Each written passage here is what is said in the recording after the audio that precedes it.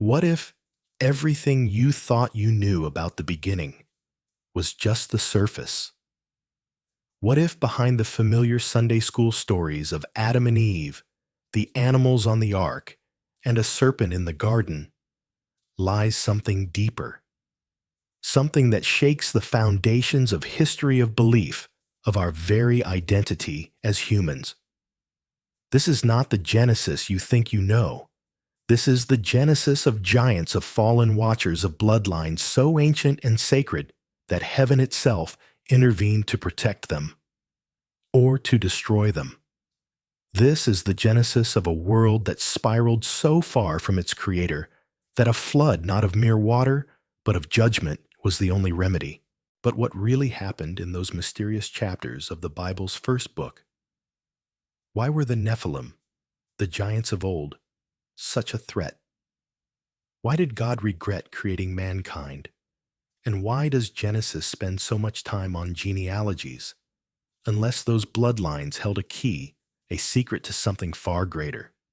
Today, we're pulling back the veil, not with fiction, not with conspiracy, but with Scripture itself and the echoes it leaves in ancient texts, archaeology, and prophecy. So ask yourself, could the beginning hold the key to the end? Could Eden's lost gates, Noah's ark, and the sons of God who came down to earth all be part of a bigger picture, one that's still unfolding now? Stay with me as we open the most ancient scrolls, explore forgotten truths, and uncover what Genesis has been whispering all along: a warning, a pattern, a prophecy. This is Giants, Floods, and Hidden Bloodlines. What they never told you about Genesis, Part 1. The sons of God and the daughters of men. Who were the Nephilim? Genesis 6, 1 top 4, the most mysterious passage in the Bible. In Genesis chapter 6, just 4 verses long, we find one of the most controversial, mysterious, and chilling passages in all of Scripture. When human beings began to increase in number on the earth, and daughters were born to them, the sons of God saw that the daughters of humans were beautiful, and they married any of them they chose. Genesis 6, 1, 2.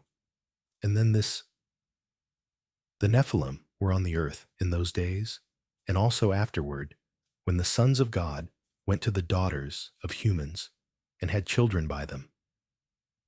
They were the heroes of old men of renown. Genesis 6, 4. Wait. Who were the sons of God? Who were the Nephilim? And why just a few verses later does God say this? I regret that I have made mankind. Genesis 6, 6. A closer look. Sons of God, angels, or something more. Throughout the Old Testament, the term sons of God, Ben Elohim in Hebrew, often refers to angelic beings, not humans. In the book of Job, the sons of God appear in the divine council before God, clearly spiritual beings. So many ancient scholars, both Jewish and early Christian, believe that Genesis 6 describes a time when fallen angels took on human form and had children with women. What was the result? Not just strange children, but giants, warriors, titans, the Nephilim. The Hebrew root word means to fall or fallen ones. In other words, these were hybrid beings, not fully human, not fully angel, something else. And they were not few. They were violent, corrupt, and powerful, and their influence began to poison the world. The days before the flood. A world corrupted. Genesis 6 continues, the Lord saw how great the wickedness of the human race had become. Every inclination of the thoughts of the human heart was only evil all the time. Genesis 6:5. This wasn't just ordinary sin. This was full-blown genetic corruption, spiritual rebellion, and global violence. Think of a world where the natural order, what God created, was being distorted, where bloodlines were being manipulated, where humanity was being redefined. That's not just ancient myth. That's a spiritual crisis. And in response, God decides to do the unthinkable. So the Lord said, I will wipe from the face of the earth the human race I have created. Scherzer. Genesis 6:7. Why bloodlines matter the war beneath the war. Have you ever wondered why the Bible is so obsessed with genealogies?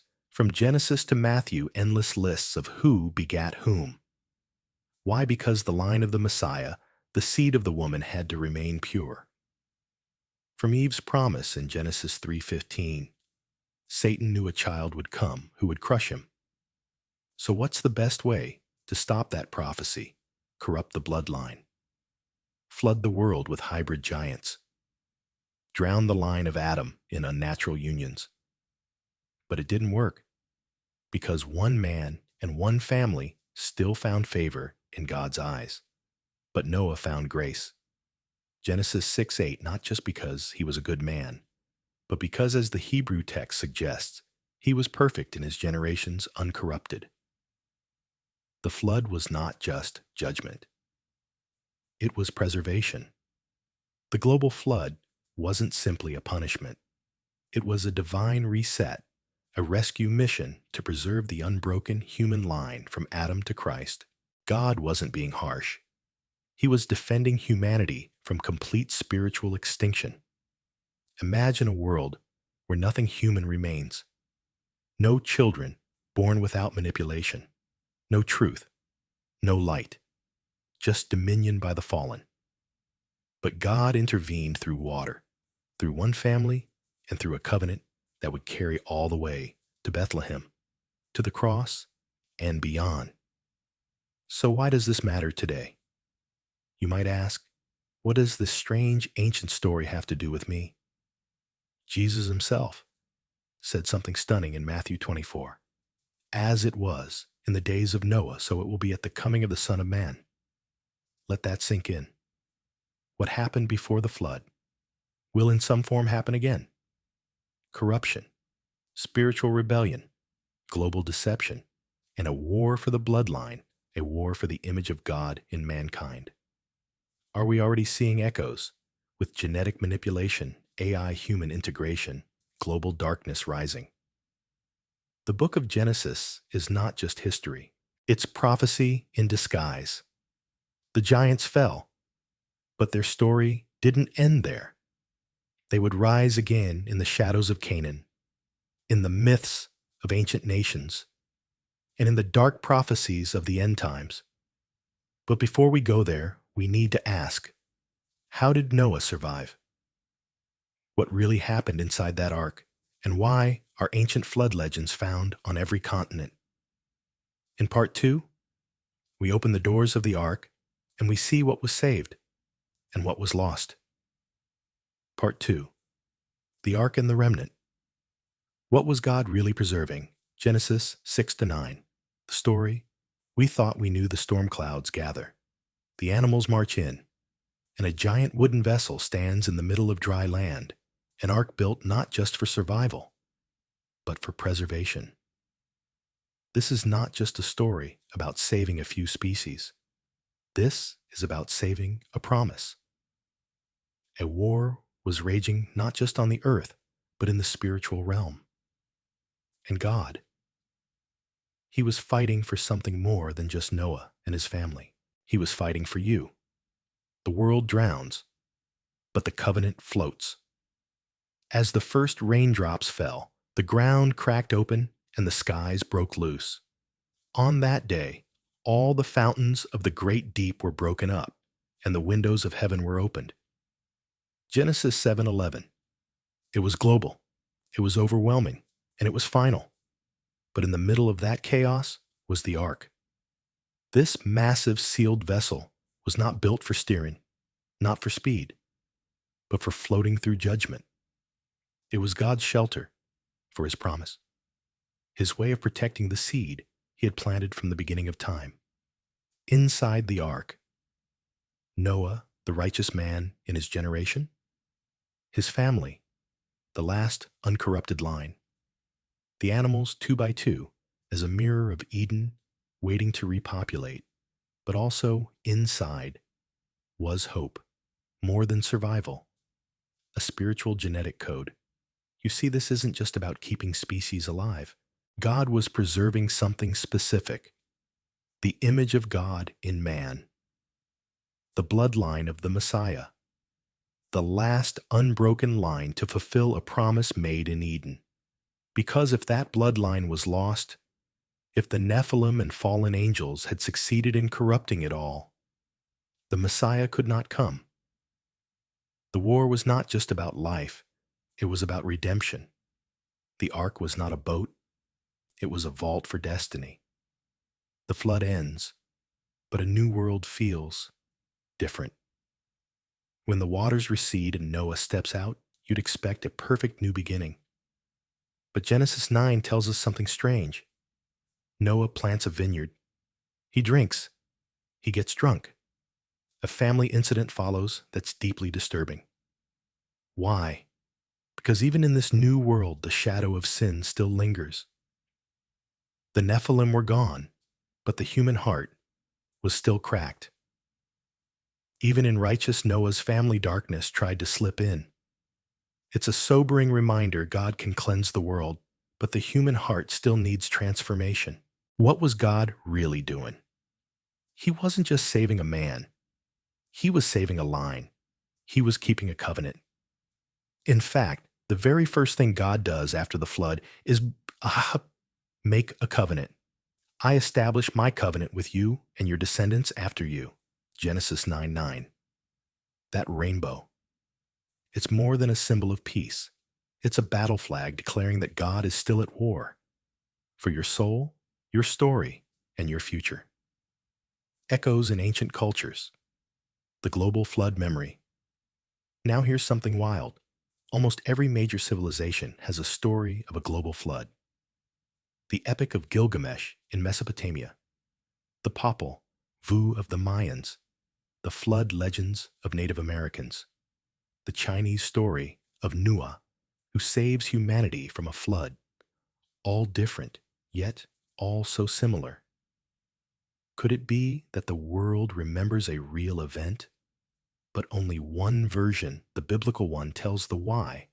Other stories speak of angry gods or petty quarrels.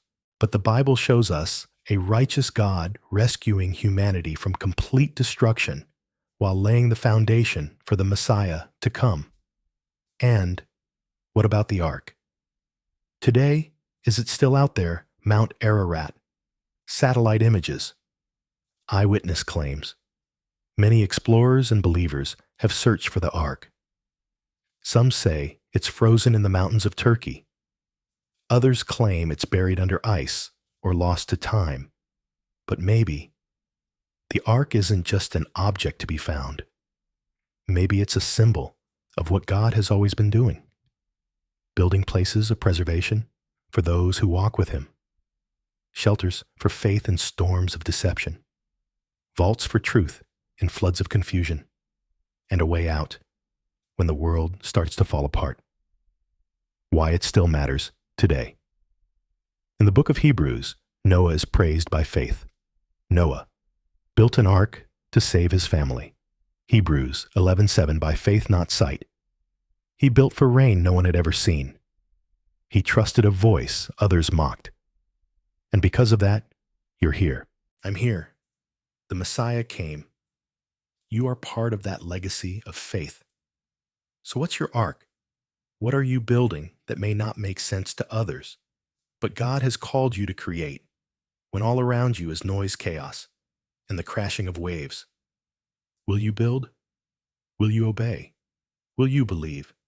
Because when judgment falls, when the floods rise, when the darkness seems endless, there will always be a remnant, and God always knows how to carry His promises safely through the storm. Part 3. Giants after the flood. Did the Nephilim survive? Post-flood echoes of an ancient threat, Genesis, Numbers, and beyond. We stood at the edge of a new world. The floodwaters had receded. The ark had come to rest. Noah and his family had stepped onto dry ground, carrying the future of humanity. The Nephilim, those dark fallen hybrids, were gone. Or were they? Because then in Numbers 13:33, centuries after the flood, we read something shocking. We saw the Nephilim there, the descendants of Anak come from the Nephilim. We seemed like grasshoppers in our own eyes, and we looked the same to them. Wait, what? The Nephilim again? How theories of survival did the giants really die out? This is one of the greatest biblical mysteries. If the flood wiped out everything corrupt, how could Nephilim exist after it? There are a few key theories. 1. A second incursion. Some scholars and early church fathers believed that after the flood, more fallen angels came down a second wave of rebellion and corrupted mankind again. Evidence. The language in Genesis 6:4 says, "The Nephilim were on the earth in those days, and also afterward." That last phrase, "and also afterward," could imply that their story wasn't finished. 2. Genetic corruption on the ark. Another view is that one of the wives, possibly of Noah's sons, carried corrupted bloodlines. Not full Nephilim, but something dormant. Something that reemerged generations later. It sounds wild, but remember, the enemy's goal was always the same: corrupt the seed. If he couldn't stop the flood, he might try to sneak into the ark. 3. Exaggeration by the spies. Some suggest the spies in Numbers exaggerated their report out of fear. But here's the problem. The Bible never corrects their claim. In fact, it later refers to giants like Og of Bashan and the Anakim beings with terrifying size and power. So let's dig deeper. The return of the giants, Anakim, Rephaim, and more. In the book of Deuteronomy, Joshua, and other historical texts, we find disturbing names. Anakim, sons of Anak, described as very tall and fearsome. Rephaim, often translated as giants or shades also linked with the underworld. Og of Bashan, whose bed was over 13 feet long, Og, king of Bashan, was the last of the Rephaim. Deuteronomy 3:11. These were not normal men. They were warriors, tyrants, kings of ancient strongholds. Their cities were massive, their reputations terrifying, and the Israelites were commanded to wipe them out, not for cruelty, but because of what they represented, a lingering echo of the Nephilim threat, spiritual warfare, hidden in human history. What if the wars of the Old Testament weren't just tribal land battles?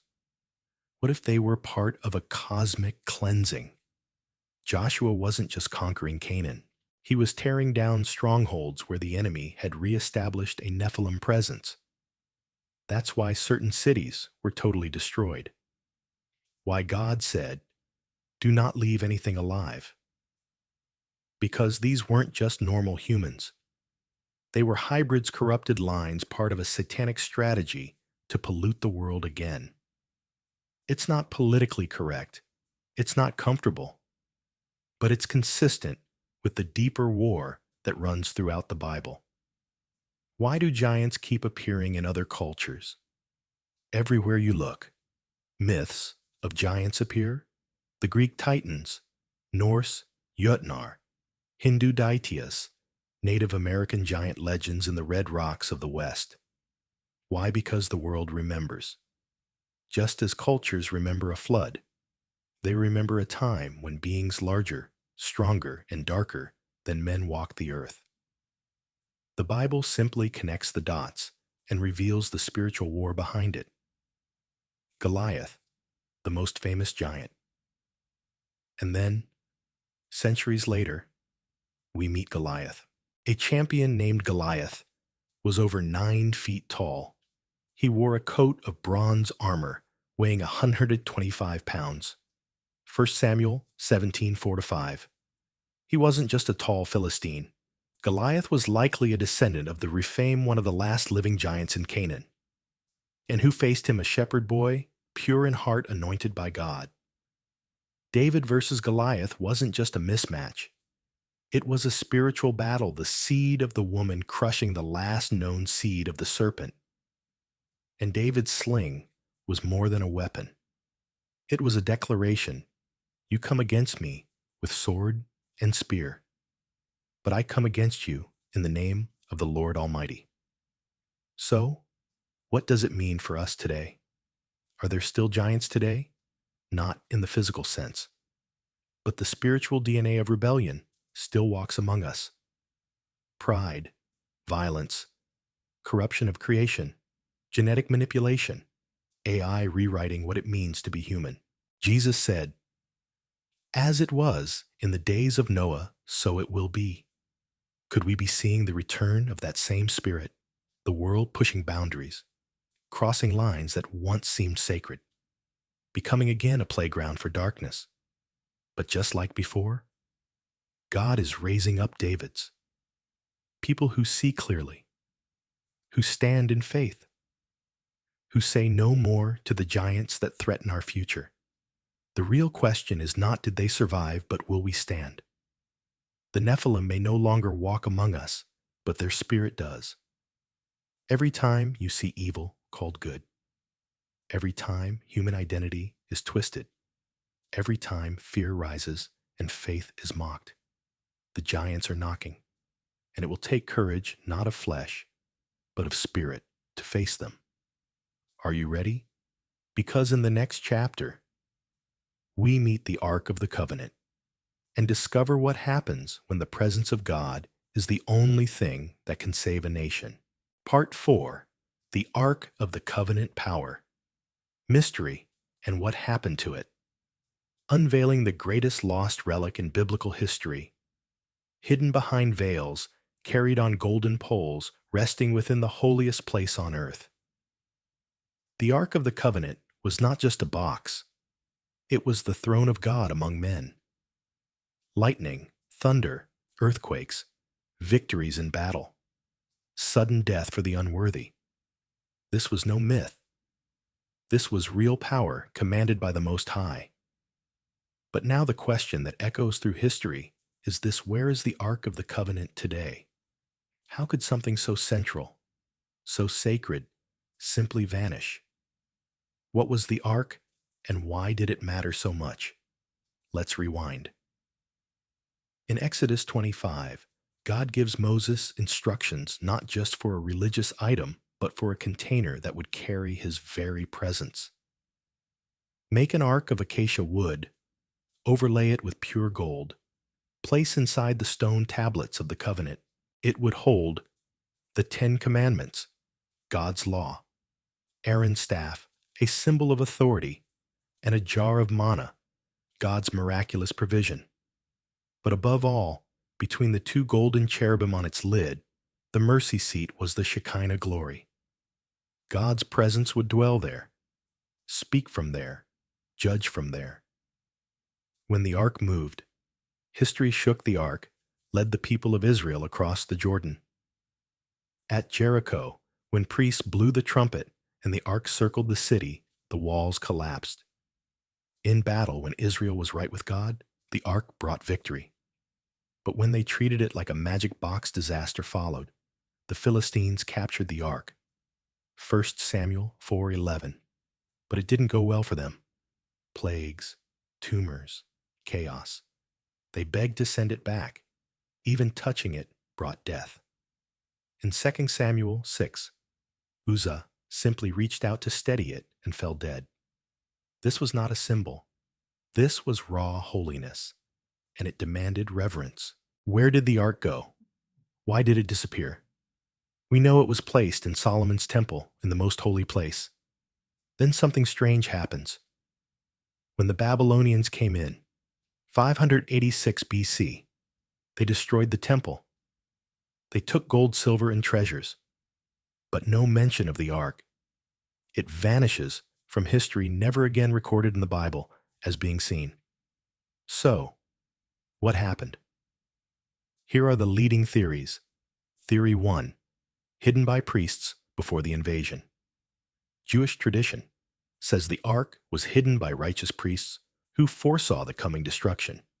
They buried it beneath the Temple Mount in secret chambers or tunnels.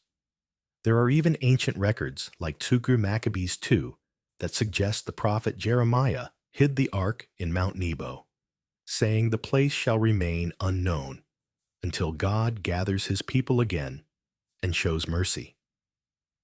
That suggests the ark will reappear in the last days. Theory 2.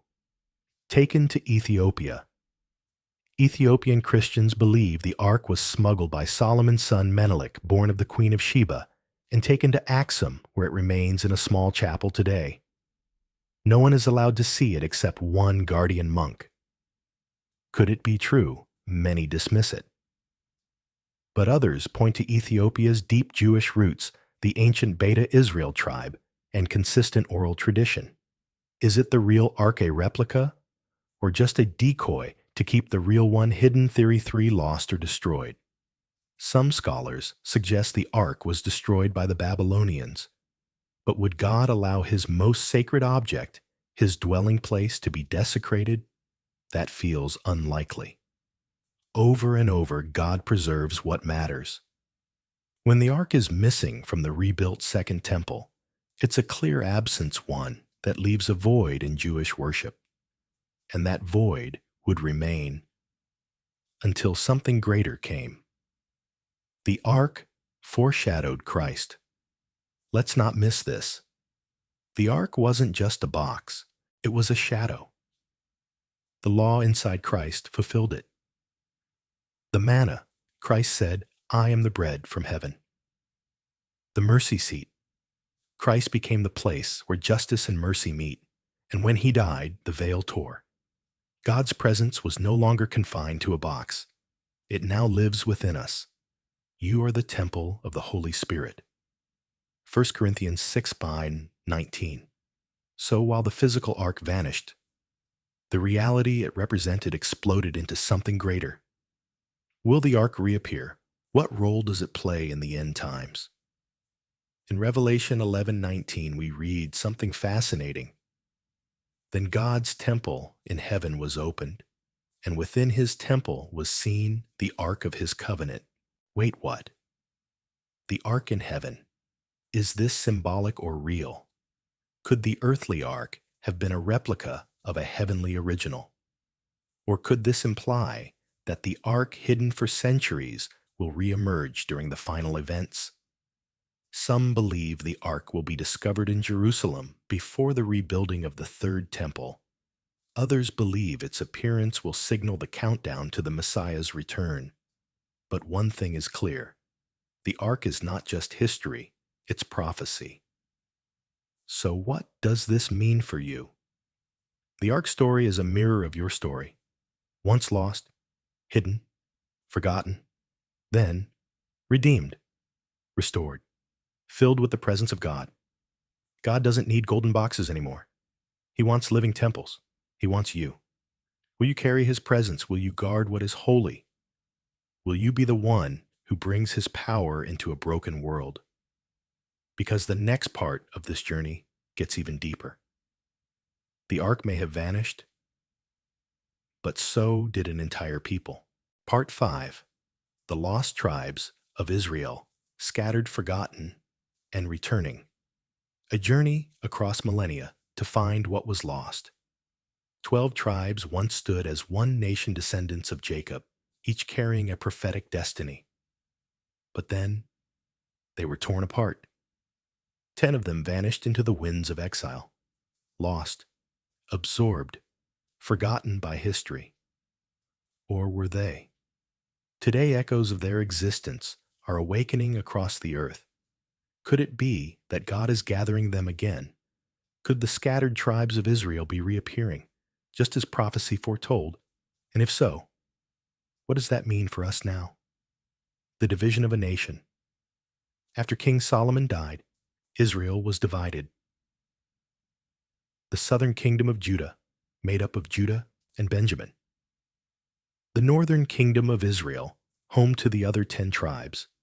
The northern kingdom rejected the temple in Jerusalem, turned to idols, and strayed from God's covenant. So judgment came.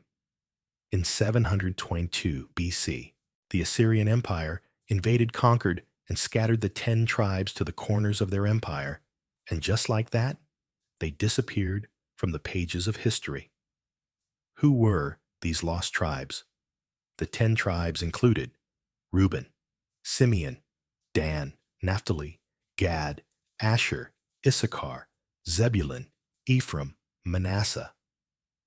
Each carried a unique identity, a role in God's unfolding plan, and yet they were never officially restored.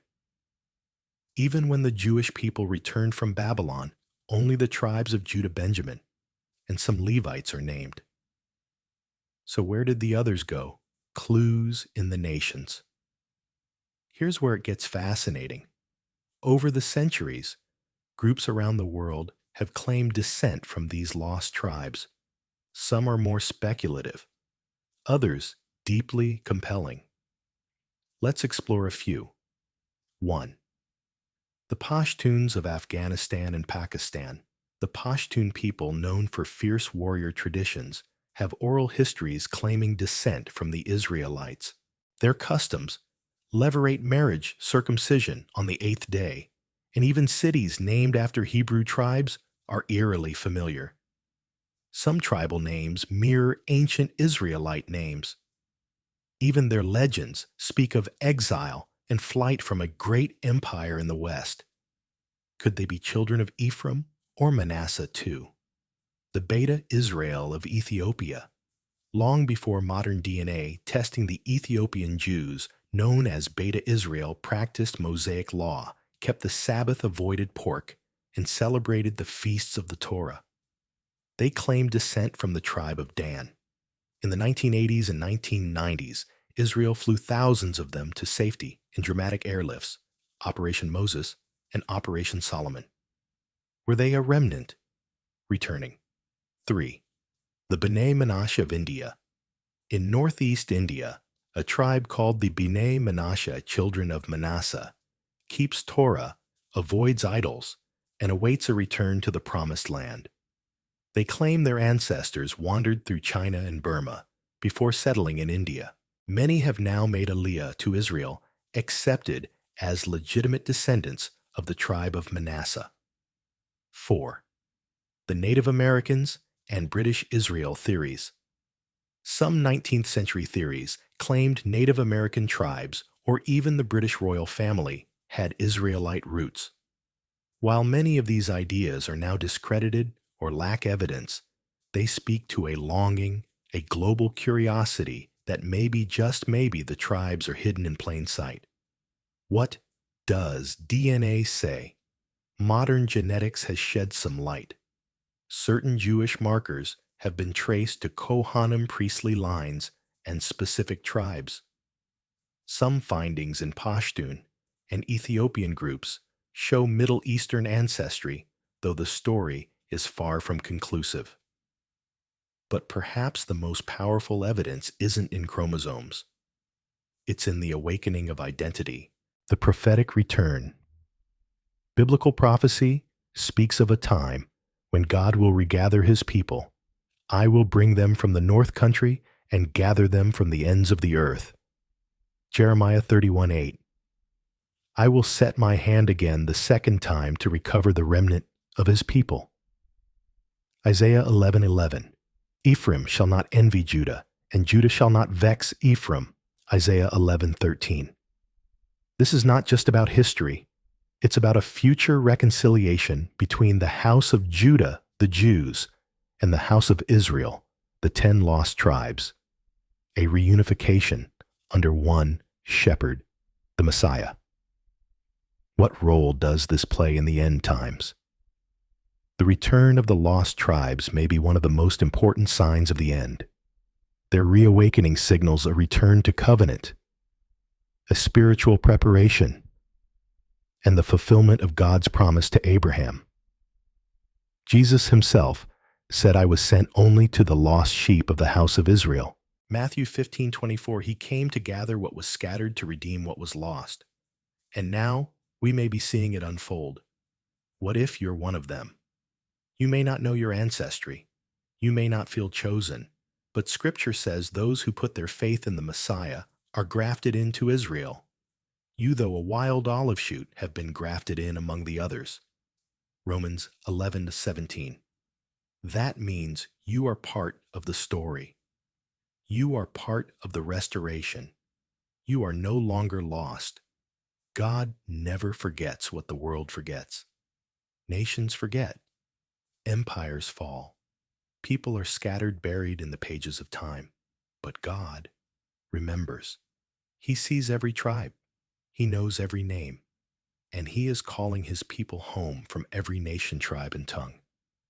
So, if you hear His voice, come, return, take your place in the greatest mystery ever written.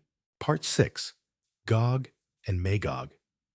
The final invasion and the war that changes everything. A prophetic clash. Foretold in Ezekiel and echoed in Revelation. It will come like a storm, not just a war, but a collision between kingdoms. A moment when the nations of the world rise against God's people and find themselves face to face with the fury of the Lord. You've heard whispers of it, Gog, Magog, names wrapped in mystery, a war so vast, its shock waves will echo into eternity. What is this battle? When will it happen? And are we standing on its threshold right now, unveiling the players who are Gog and Magog? The prophecy begins in Ezekiel 38:39. Son of man, set your face against Gog of the land of Magog, the chief prince of Meshech and Tubal. Ezekiel 38:2. Let's break that down. Gog is not a country. It's a title, like a military leader or ruler of darkness. Magog is the land he rules, believed to be in the far north of Israel. Many scholars connect Magog with ancient Scythian territories north of the Black Sea, today's Russia, Central Asia, or even Turkey. Meshech and Tubal were real places, regions that some associate with modern-day Russia, Georgia, or eastern Turkey. But the question isn't just geography, it's intent. This isn't just about land, it's about a spirit of rebellion rising against the plan of God. The invasion. A global coalition? Against Israel, Ezekiel describes a terrifying alliance. Persia, modern-day Iran, Kush, possibly Sudan or Ethiopia, Put, Libya, Gomer and Beth Togarmah, likely parts of Eastern Europe or Turkey, a massive coalition, marching against Israel, a land that's rebuilt peaceful and prosperous. Sound familiar? Today, Israel fits that description more than ever in modern history. Could we be watching the pieces falling into place? The timing? When will this happen? This is where prophecy gets layered. Some believe Gog and Magog refers to a war before the tribulation, perhaps as a prelude. Others tie it to the midpoint of the tribulation when Israel is betrayed. Still others see it aligning with the final battle at the end of the millennium, as referenced in Revelation 20. When the 1,000 years are ended, Satan will be released and will gather them for battle, Gog and Magog, Revelation 27:8. Could there be two battles? One led by a human ruler, prefigured in Ezekiel. Another, the final satanic uprising, mirrored in Revelation. Prophecy often has dual fulfillments, past and future, shadow and substance. The fury of God, divine intervention, like never before. Here's the turning point. Just when Gog thinks he will crush Israel, God shows up. I will summon a sword against Gog. I will execute judgment with plague and bloodshed. I will pour down torrents of rain, hailstones, and burning sulfur. Ezekiel 38:21-22. This is not just war.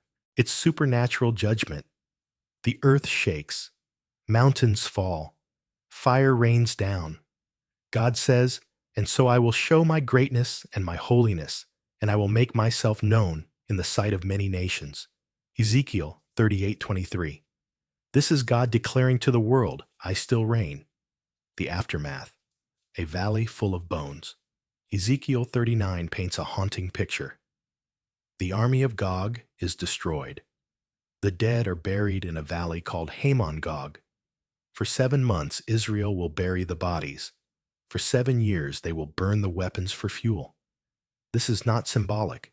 It's descriptive, detailed, intense. Something of historic scale will unfold, and the world will know God has defended his people. What does this mean for us today? If this prophecy is approaching, what should we do? Here's what we must understand. This war is not just political, it's spiritual. It represents the climax of rebellion, the moment the nations rage against God. Why do the nations rage? The kings of the earth take their stand against the Lord. Psalm 2:1-2. But the response, he who sits in the heavens laughs. Psalm 2:4. God isn't shaken by chaos. He allows the storm to reveal his glory. Hope in the middle of horror. For believers, Gog and Magog is not a story of fear. It's a story of faith. Because in the darkest moment when the enemy seems to surround God, acts. He defends, he fights, he wins. And those who belong to him, though surrounded, will not be overcome. The Lord will be a wall of fire around her, and I will be the glory within. Zechariah 2:5. A global wake-up call. Even now the tensions in the Middle East are rising. Russia and Iran are forming stronger alliances. Nations are positioning. Borders are shifting. Lines are being drawn. We may not know exactly when Gog and Magog will rise, but we can feel the tremors, and the message is clear. Get ready. Wake up.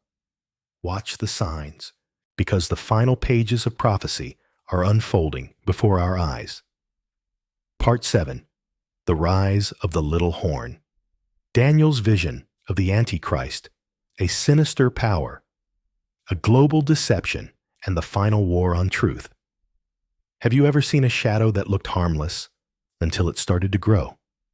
In the book of Daniel, chapter 7, we encounter one of the most mysterious and disturbing images in all of Scripture. A little horn, a seemingly minor ruler, rising quietly from the chaos of collapsing empires. At first it seems insignificant, but it speaks. It conquers. It blasphemes. And soon, this little horn becomes the greatest threat the world has ever known. This is not just another dictator. This is the Antichrist. And Daniel saw him coming, the vision of 4 beasts, setting the stage. Daniel's vision begins with 4 powerful beasts rising from the sea. 1. The lion with eagle's wings, Babylon, a symbol of royal strength, later humbled. 2. The bear raised on one side, Medo-Persia, a dual empire devouring much flesh. 3. The leopard with 4 wings and 4 heads, Greece, quick vast conquests under Alexander the Great. 4. The 4th beast, terrifying with iron teeth and 10 horns, unlike anything Daniel had ever seen. This 4th beast represents Rome, not just the ancient empire, but a revived future version of it. And it's from this beast that 10 horns rise kings or nations aligned together. And among those horns, a smaller one appears. The little horn, the rise of the little horn. Daniel writes, I was considering the horns, and there was another horn, a little one coming up among them. And in this horn were eyes like the eyes of a man, and a mouth speaking great things. Daniel 7:8. This horn represents a charismatic leader human in form, but with a mouth full of arrogance and blasphemy. He doesn't just take power, he uproots 3 other horns to rise above them. A power struggle, a coup. He begins as small, but grows to dominate the others, and then he speaks against God himself. What will he do, according to Daniel 7:25? This leader will speak against the Most High, mocking God openly, oppress the saints, violently persecuting believers. Change set times and laws, rewriting moral and spiritual truths. Rule for a time, times, and half a time. 3, 1, or 2 years of terror. Let that sink in. A global ruler rising in chaos, speaking with charm, but harboring hatred against heaven.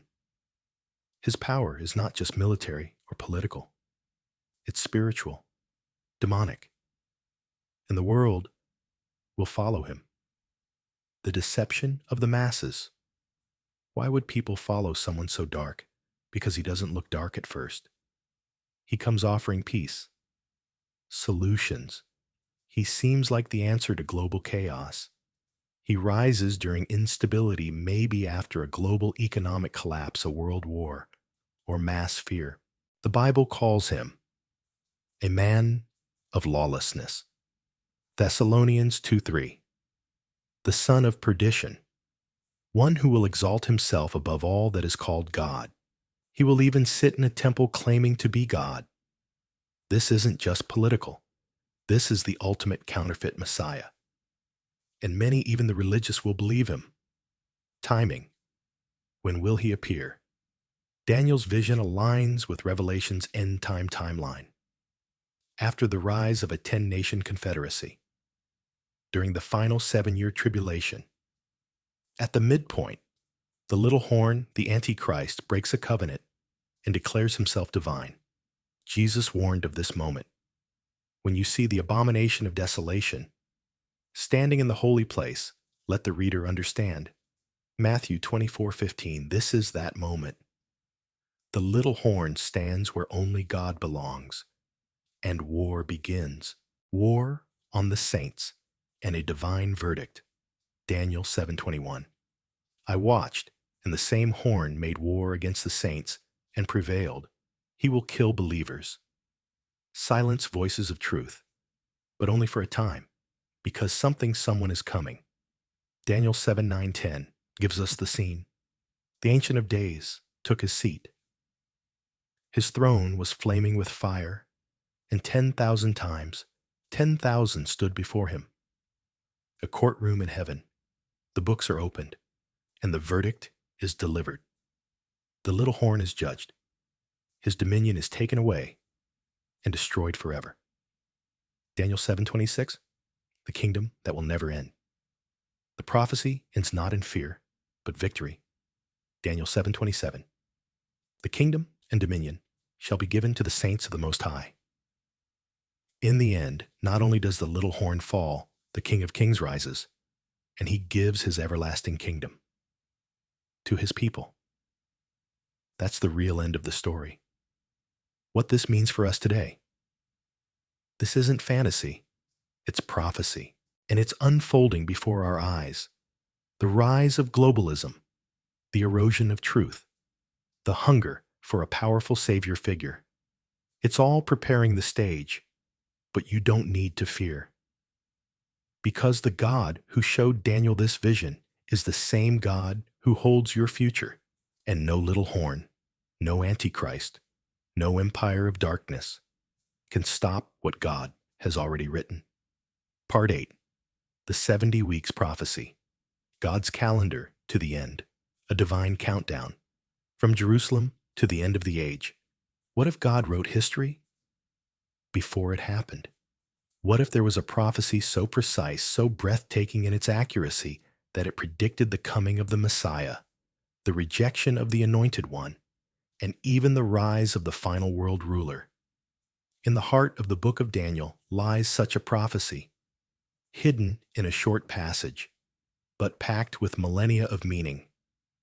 It's known as the 70 Weeks Prophecy, found in Daniel chapter 9. And it's not just about Israel. It's about all of us. It's a countdown to the end of days. And the clock is ticking. The setting a prayer and a messenger. The year is around 538 BC. Daniel is in exile in Babylon. He's reading the scroll of the prophet Jeremiah, which declares that Jerusalem would lie in ruins for 70 years. That time is almost up. So Daniel begins to pray. He confesses the sins of his people. He weeps. He fasts. He pleads for mercy. And then, an angel appears. His name is Gabriel. He delivers a message that goes far beyond the rebuilding of a city. Gabriel gives Daniel a vision, not just for Israel's past, but for the entire span of human redemption. The 70 weeks explained. Gabriel says 70 weeks are determined for your people and for your holy city. Daniel 9:24. But these are not literal weeks. In Hebrew, the word used is shabuim, which means sevens. 70 sevens, 490 years. This is a prophetic timeline, 490 prophetic years decreed over Israel. But these years are not all in a row. They're divided into 3 segments. 1, 7 weeks, 49 years. 2, 62 weeks, 434 years. 3, 1 week, 7 years. Let's walk through them. The first segment, rebuilding the city, 7 weeks, 49 years. Gabriel says the countdown begins from the going forth of the command to restore and rebuild Jerusalem.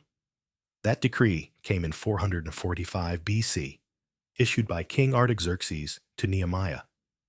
From that moment, the first 49 years count down, and during that time, Jerusalem is rebuilt. Streets, walls, society, but that's just the beginning. The second segment, the arrival and death of the Messiah. 62 weeks, Frasser, 434 years. Gabriel continues, until Messiah the Prince, there shall be 7 weeks and 62 weeks. That's 483 years total. And from the decree in 445 BC, when you count 483 prophetic years using the 360-day biblical calendar, you arrive at Palm Sunday, the exact day Jesus rode into Jerusalem on a donkey. The crowd shouted, Hosanna. They thought he was coming to rule. But just days later, he was crucified. Gabriel says, the Messiah shall be cut off, but not for himself. Daniel 9:26. Jesus died, not for his own sins, but for ours. And the prophecy hits its mark to the exact day. The gap, an unseen interval of grace. After the 69th week, something unexpected happens. Gabriel says, the people of the prince who is to come shall destroy the city and the sanctuary. In 70 AD, Roman armies leveled Jerusalem. And since then, we've been living in what many scholars call the church age, a divine pause, a grace period, a time where Gentiles, you and me, are welcomed into the covenant. But the final week, the 70th week, still remains. And it will begin with a signature. The final segment, the 70th week, 7 years of tribulation. Gabriel says, then he shall confirm a covenant with many for 1 week. Daniel 9:27, 1 week, high 7 years. This is the final 7-year period, also known as the tribulation. The coming world leader, the Antichrist, will make a false peace treaty with Israel. For 312 years, there will be stability. But in the middle of the week, he breaks the covenant. He sets up the abomination of desolation in the temple, and the world descends into chaos. The last 312 years will be the darkest time in human history, but also the most decisive. The end of the countdown. Daniel 9:27 concludes, until the end that is decreed is poured out on the desolator. This is the climax. The Antichrist is defeated. Jesus returns, not as a suffering servant, but as a conquering king. He ends the rebellion. He restores justice. He fulfills the final prophecy. The message for us today, this prophecy is mathematically precise, historically fulfilled, and spiritually alive. If God fulfilled the first 69 weeks down to the very day, do you think he'll miss the last one? The final week is coming. But here's the good news. If you belong to Jesus, you're not on the wrong side of history. You're part of his plan. You're living between the lines of prophecy, not by accident, but by appointment. Part 9, the glorious return. When heaven invades earth, the final battle, the return of the King, and the restoration of all things. Imagine the skies breaking open, a trumpet blasting through every corner of the world, and a brilliant light descending, not a sunrise, but the return of the sun, not hidden in a manger, not as a teacher walking dusty roads, but as the King of Glory riding on the clouds surrounded by angel armies. This is the second coming, the day heaven invades earth, the day justice finally rolls like a river, the day the war between good and evil ends. Welcome to the glorious return, the world at its breaking point. Before the return of Jesus, the world will be in chaos. The final 312 years of the tribulation, described in Daniel Matthew 24, and the book of Revelation will see global war, economic collapse, natural disasters, persecution of believers, the Antichrist ruling from Jerusalem demanding worship. The Battle of Armageddon will be underway. Nations gathered against Israel, evil appearing to triumph. And then, at humanity's darkest hour, light pierces the sky. The return, foretold Revelation 19:11 says, "Then I saw heaven opened, and behold a white horse. The one sitting on it is called Faithful and True, and in righteousness he judges and makes war." This is Jesus not returning in secret, but in full cosmic glory. Every eye will see him. Behold, he is coming with the clouds, and every eye will see him, even those who pierced him. Revelation 1:7. The King who was once mocked, beaten, and crucified, now returns crowned with many crowns, his robe dipped in blood, not his own, but the blood of his enemies. He rides not alone. He leads the armies of heaven, and the sword from his mouth. His word strikes down evil. The final battle, Armageddon, the Antichrist, the false prophet, and the kings of the earth gather in rebellion. But they don't stand a chance. 2 Thessalonians 2:8. The Lord Jesus will overthrow with the breath of his mouth and destroy by the splendor of his coming. There is no long fight, no stalemate, just the power of his presence, and the darkness flees. The beast and the false prophet are cast alive into the lake of fire, and the armies that oppose him crushed. Evil ends. The coronation. Jesus reigns. Then comes the moment the world has longed for. The kingdoms of this world have become the kingdoms of our Lord and of his Christ, and he shall reign forever and ever. Revelation 11:15. Jesus sets foot on the Mount of Olives, and it splits in two. He walks into Jerusalem, not as a prisoner, but as a king, the true heir to David's throne.